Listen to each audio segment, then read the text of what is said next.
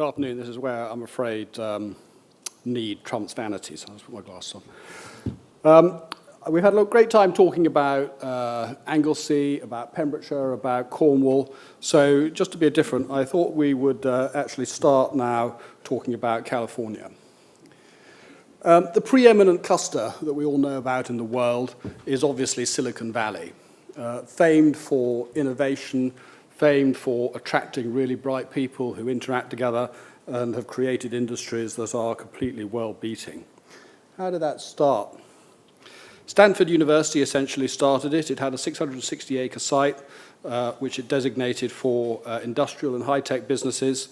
Its core focus was really on innovation and research. It started to attract in like-minded companies, and then a supply chain started to develop.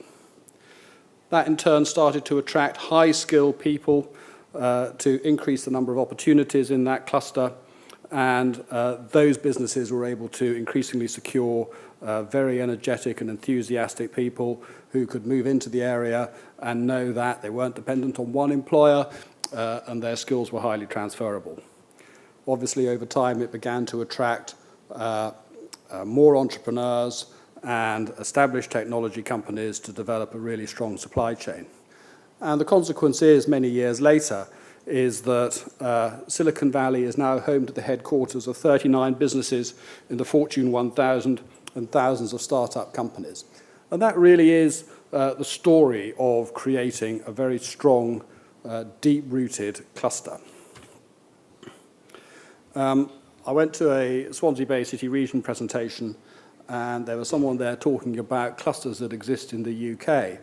And they had a couple of really great slides that I've essentially set out to poach, set my team the job of trying to find these slides again. It took them ages to do it, but we did get there. So thank you very much, Anna. Much appreciated your time on that.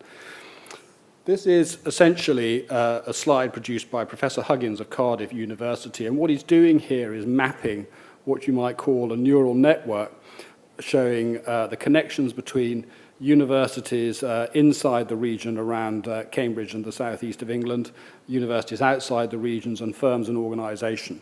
And you can see how dense that is, and you can see how successful Cambridge has essentially been, and the areas around it and its connections to Oxford and London and the whole of the southeast in creating a really strong driver for economic growth. He then put up a slide that essentially tried to show a similar picture for Wales. And this is the issue, I think, that we are very much setting out to address in what way we can with this industry, and particularly in the Port of Pembroke. Wales is essentially currently ranked 10th out of innovation out of 12, and we want to move up that chart. So what is clustering? What lies at the heart of creating a successful cluster? It is about bringing businesses and academia together. We want people to be able to communicate with each other easily, to be able to have people moving easily and freely between academic jobs and industry jobs, and for academia to be able to collate technology in order to attract capital. We need to make it easy for businesses to operate, employ, and invest. We need to create a really good process for businesses to develop their technology and facilitate innovation. And I don't think it can be dependent on just one sector. We need to create interactions with other sectors. There's a very fertile area where businesses interact with each other in different sectors to come up with the next great idea that is about combining technologies. And we need to have productive and efficient use of infrastructure. In our cluster, particularly talking now about Pembroke Port, we have a lot of businesses in the area that constitute the supply chain, a lot of which originally came into existence serving the refinery industry. There are also businesses there that are integrally associated with serving the needs of people who are using the port, including shipbuilding, ship repair, stevedoring, marine services such as tugs operations and construction companies involved in marine construction. This is the beginning, for me, of a strong, deep cluster.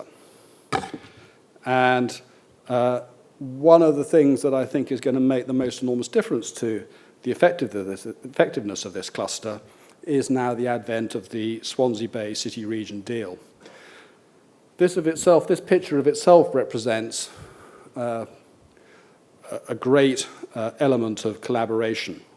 Not all of the people at the table are in the picture there, but you see the UK government, the Welsh government, the 4 major councils around our region, and also the universities, all participating together, including ourselves with the Pembroke Dock Marine Project, to create a machine for making connections between academia and industry in order to shorten development timeframes, reduce risks, create innovation, and create something that is self-sustaining.